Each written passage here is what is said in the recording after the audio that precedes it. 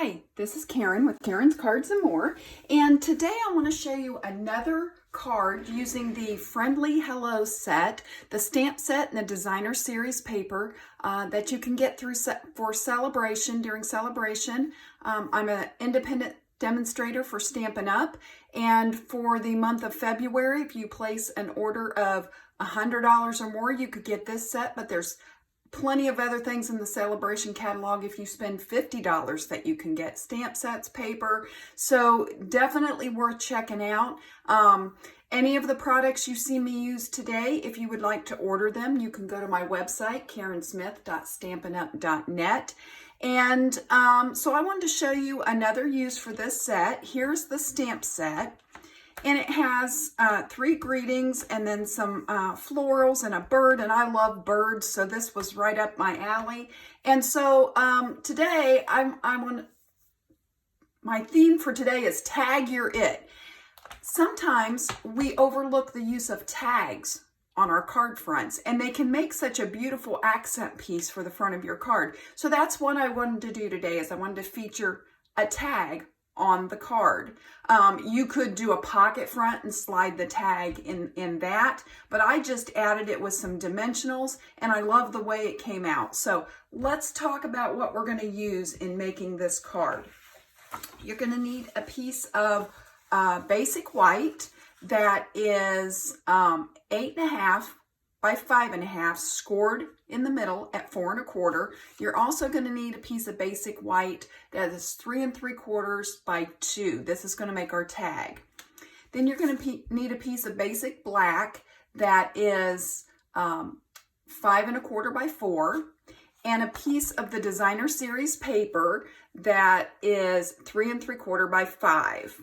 And that's going to make our layers. Okay, so let's start with the stamping. Let me show you the inside of the card. I just did a real simple, these leaves are in the stamp set, and I just did a real simple stamping and left the rest blank. Let's start with our stamping, and we're going to start with the tag. So the first thing we need to do is make our tag top. That's where I started. And so I have this label punch it's called a pick-a-punch because you can pick the different sizes.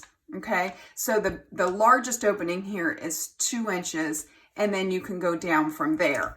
So I'm just going to put this in, and when I'm using these punches, I like to turn it over to the back side because then I can see exactly where I'm putting it and making sure that I get the same amount of cardstock on each side, and then I just press it like that. And then we're just going to pull this out. And so this is our tag. Now keep in mind, this is going on the front of our card at a slant. So you want to think about that when you're stamping on this, because you don't want to put your greeting straight across the top like this unless you're going to put it straight. If you're going to put it this way, then you need to think about that.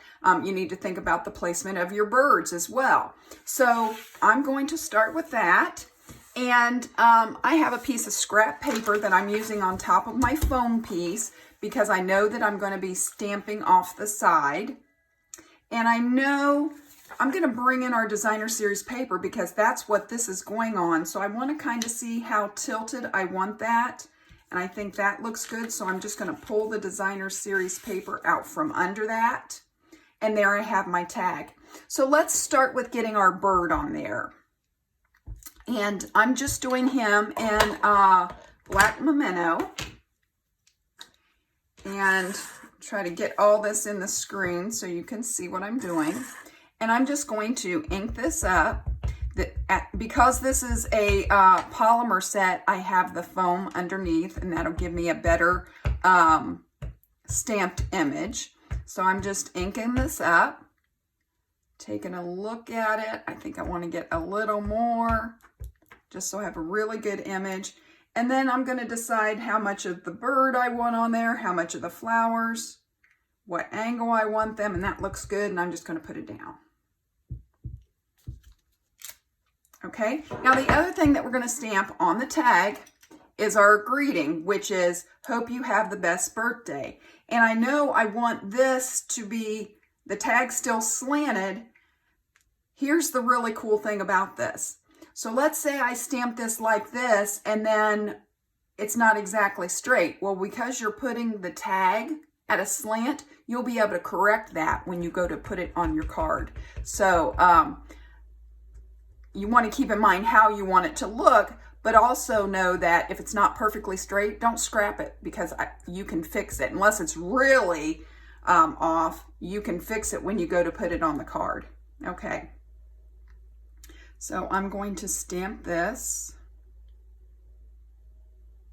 right here. Okay. And so now we've got that done. And the last stamping is on the inside of the card.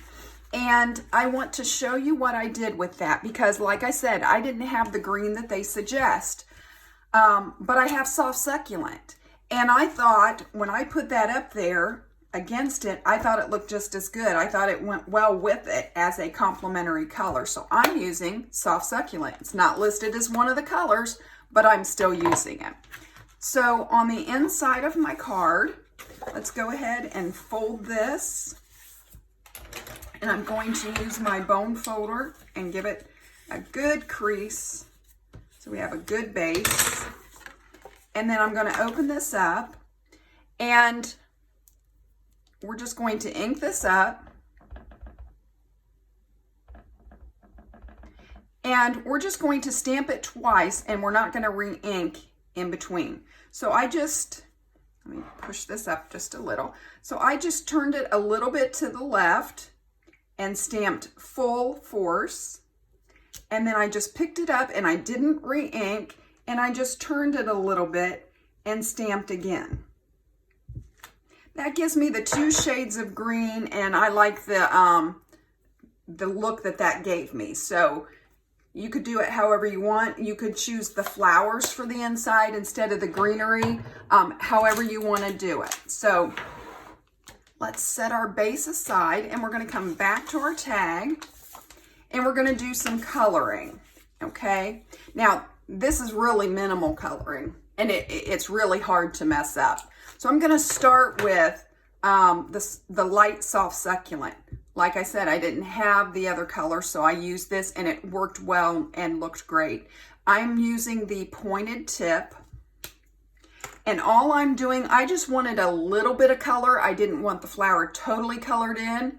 So I'm just going over, there's lines that the artist put there, and I'm just going over those lines just to give it a little bit of color so that it would match. Just a little bit, just like that. And I'm going to do that on the other flower. If you use the paintbrush end, this is going to be more filled in. So it depends on the look that you want.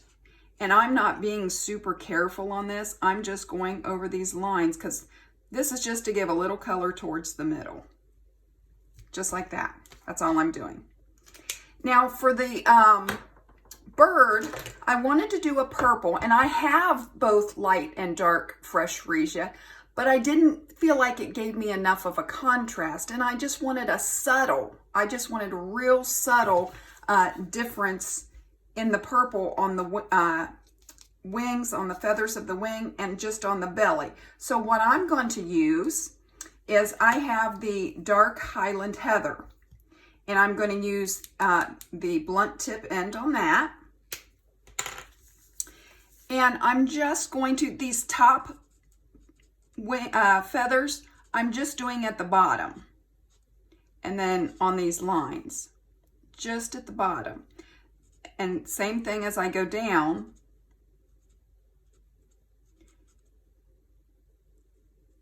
And these below the branch, I did all of in the Highland Heather. And then I just want to put a little here at the belly, just a little. Not very thick, just a tad.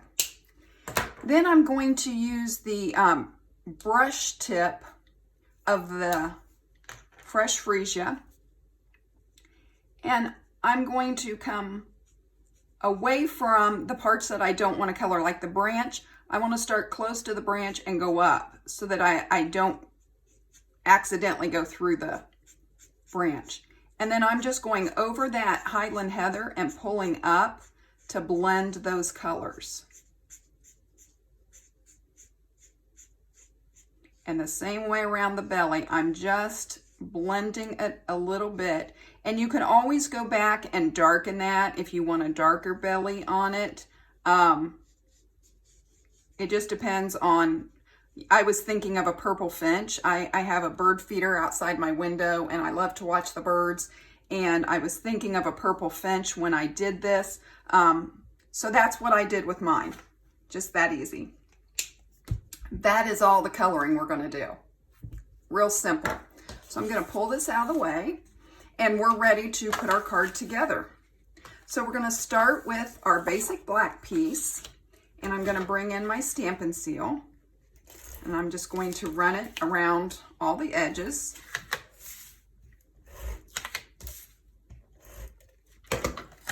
And then we're just going to attach this, make sure we have the card right.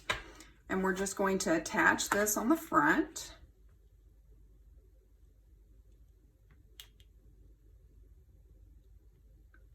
I think that looks good. And then we're going to attach the Designer Series paper the same way. I'm just going to put Stampin' Seal all around the edges. I love this paper because I love the contrast of these colors with the basic black. I just think it looks, I just like the look. So I'm just going to try to put that on there even. Okay, now with the tag, before we put it on, with one of the sets that are in the catalog, the mini catalog, it came with this Flowering Fields, I think was the suite. And it came with this black checked ribbon. So I'm going to use that for this. I have another ribbon that is the glittery black, let me see what this is called. Glittered organdy ribbon that's black. You could definitely use that as well if you wanted a little glitter in it. Whatever you wanted to use, and I liked this, so I'm just going to cut a little piece of this off, and I'm going to make a loop, and you want to put this from the back side through the front. So I just kind of twist it together so I can get it through the hole.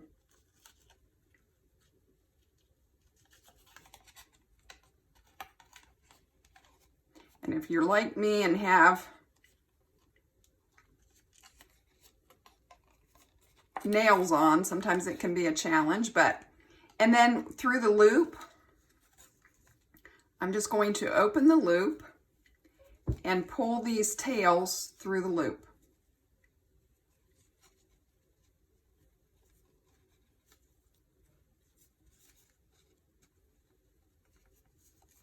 Just like that. And then I'm just going to grab them and just begin to pull. Now I'm not going to be too wild with it because I don't want to rip the tag. So I'm just going to pull the end. And I usually pull one at a time because I think that usually gives it better.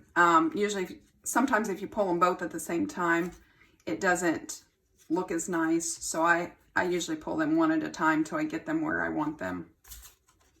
And then, okay, I like that. And then I'm going to trim up the top because it's a little frayed from where I was pulling on it. And I want them a little bit shorter. So I'm just going to trim that up. And I'm doing mine on an angle. Just like that. And we're going to attach it to the front with some dimensionals. Okay, so I'm going to bring in my dimensionals. This is a really easy card to put together.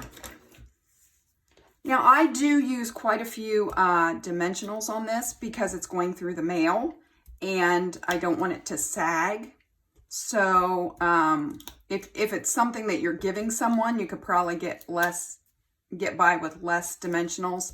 I just know through going through the mail that I wanted to make sure that it was going to be steady. Okay, and so I'm just going to pull the backings off. And this is why I love the Take Your Pick tool, because I can pull all those little backing off the dimensionals, and they're all right there on my tool, so I can just grab them all together to throw them away. Makes it really easy. Okay, so I know I want my hope you have the best birthday. I know I want that to be straight, so I'm going to use that for my placement to decide where to put it. And I'm going to tilt it till I get it how I want it. And then I'm just going to press it down. There we have it. Just like that. Just that easy. We have the card. So I hope you'll give it a try. I started by saying tag your turn to try and create one with a tag.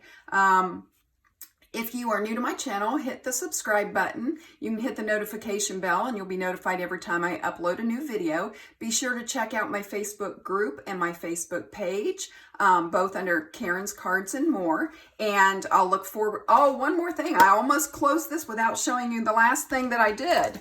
I'm glad I looked over before I finished the video. So the last thing I did, I just used these black round gems. And one of the flowers has a bigger center than the other, or at least it looked like it to me. It looked like a perfect place to put a big one. So the one right under the bird, I put one of the larger round ones. Then I put one of the smaller ones in the center of the other flower. And then I used another small one just right up in here somewhere. There, that makes it look finished. So give it a try, and I'll be back with you to craft again soon.